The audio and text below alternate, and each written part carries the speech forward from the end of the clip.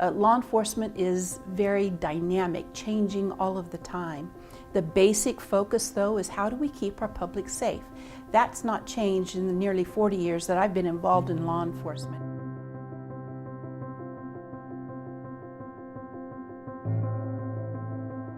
Fresno, California is right in the middle of the state. It's about 6,000 square miles, which means we're larger than 3 states in our union. We have about 1 million people population in our county, so we're very large, about halfway between Los Angeles and San Francisco. We have both urban and rural policing. We have mountain areas with our Sierra Nevada mountains, as well as a lot of agricultural land. I worry about the people that are working in our correctional facilities as well as in the field.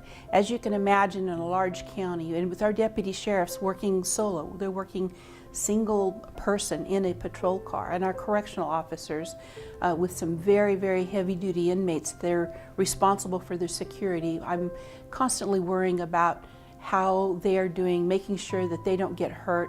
We've got about 1,300 employees in the sheriff's office. So it truly is like a family. And when you think about not only work-related issues, we have other issues going on. With that many people, there's always family tragedy, personal tragedy, health issues. So it really is a worry to me that of all of the dynamics going on with our personnel.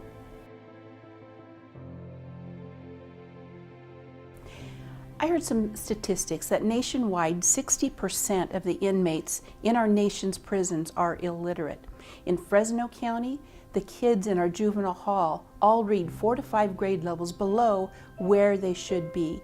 And I just heard a statistic from our State Department of Corrections where they said 51% of the people leaving the prison system read at the 9th grade level or below. So it stood to reason to me that if we could improve literacy, we could prevent crime. So I started the Sheriff's Reading Posse. And the catchphrase is, I want to deputize children to read. So what we started doing is providing deputy sheriffs, correctional officers, all of our lobbies with children's books. And it does 2 things. It sends the message that this is a good relationship that you can have with your law enforcement agency, but also reading is important. So if we can improve reading, we should be able to prevent crime.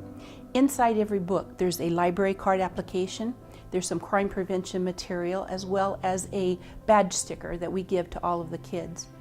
Now we know that reading may not be important in many households, they're just trying to make ends meet. So when we are able to hand a brand new book to a child and deliver the message that reading is important, we know they're going to remember that for the rest of their lives. So these books are kept in bags in patrol cars as well as in offices. And what our personnel are able to do is just open the bags or boxes and let the child choose. We don't want them to be embarrassed about having to guess what reading level they're at. It's so simple. The young person gets to choose what they're going to read.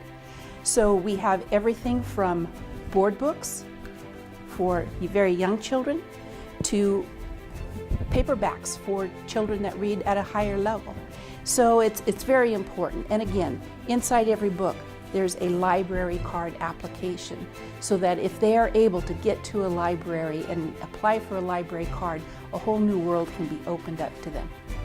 One of the things with our Sheriff's Reading Posse is we have spent absolutely no dollars. Our County Office of Education purchased the containers for the books. The rest of the books have come through public donations.